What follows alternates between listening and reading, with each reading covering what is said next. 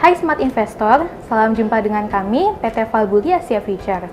Seperti apa isu fundamental yang harus kita perhatikan dan bagaimana dampaknya ke pasar? Kami akan membahasnya di video ini. Silakan subscribe channel kami terlebih dahulu, serta jangan lupa like and share videonya. Oke, saat ini kita sedang bersama dengan Bapak Agah Gumelar untuk membahas isu-isu fundamental di minggu ini. Pak Agah, bagaimana kabarnya? Baik, Mbak. Oke, sekarang menurut Bapak gimana nih untuk minggu-minggu ini terkait fundamentalnya bagaimana Pak?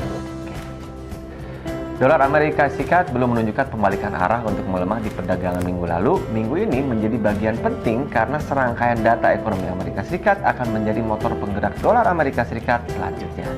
Dan yield obligasi Amerika Serikat untuk sementara tidak bergerak signifikan, cenderung terbatas, dan pasar kini beralih pada data ekonomi Amerika Serikat dan proses pemulihan ekonomi dari berbagai sektor yang mulai terlihat. Pak Agah, apa nih yang jadi perhatian pasar di pekan ini? Pekan ini perburuan aset beresiko mulai marak minggu ini, di mana pasar terpantau memburu saham-saham dan juga bereaksi positif terhadap publikasi data ekonomi. Dan Eropa masih mencemaskan kondisi pengetatan wilayah karena pandemi corona dan perseteruan dengan Inggris perihal vaksinasi.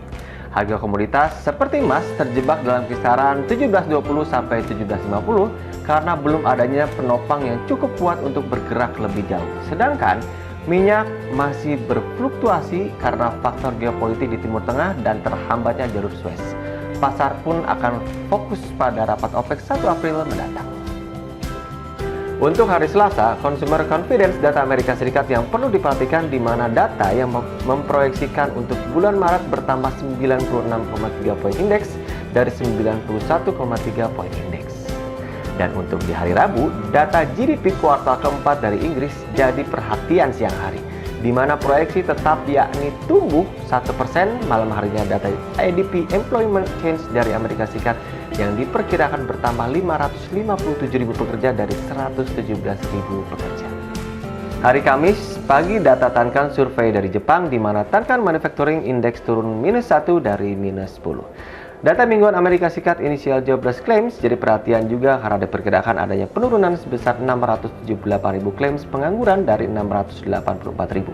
Cermati data ISM Manufacturing PMI bulan Maret diperkirakan naik 61 poin indeks dari 60,8 poin indeks. Dan untuk hari Jumat, data non-farm payroll Amerika Serikat bulan Maret diperkirakan melonjak 633.000 pekerja dari 379.000 pekerja, sedangkan angka tingkat pengangguran turun 6% dari 6,2% di bulan Maret. Oke Pak Agah, aset-aset apa nih yang bisa diperhatikan untuk pekan ini? Baik, untuk Euro USD masih terganjal pada 1.1840, waspadai penembusan dan penutupan di atas 1.1840 karena akan membuka euro bergerak ke kisaran area 1.1890 sampai 1.2000.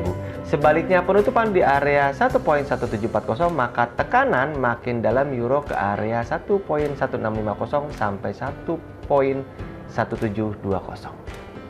Dan untuk GBP USD, dua sesi perdagangan mengalami penguatan secara beruntun, di mana kini ujian GBP berada pada area 1.3790. Penutupan harga di atas area tersebut akan memicu kenaikan lanjutan dan berpotensi bergerak pada area 1.3800 sampai 1.4000. Dan sebaliknya, penutupan harga di bawah 1.3670 akan menekan GBP lebih dalam lagi di 1.3550 sampai 1.3700. Dan untuk emas bergerak stabil pada kisaran 1720 sampai 1750.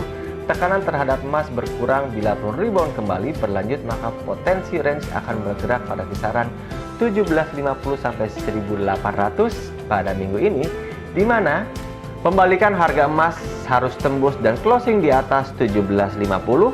Sebaliknya penembusan 1700 akan menghantam emas ke kisaran 1650 sampai 1700. Oke Pak Agah, terima kasih atas penjelasannya. Sama-sama. Oke Smart Investor, obligasi masih menjadi penggerak penguatan dolar Amerika dan diperkirakan masih akan berlanjut minggu ini. Kendati akan diwarnai data ekonomi penting, Amerika harus tetap waspada. Kondisi benua Eropa masih menerapkan pengetatan wilayah dan juga permasalahan terkait vaksin, dan Inggris akan membagi pergerakan kedua mata uang negara tersebut. Demikian Smart Investor, semoga bermanfaat dan menjadi peluang untuk pekan ini. Saya Rahmadina. Dan saya Agah Gumelar. Sampai Sampai jumpa. jumpa.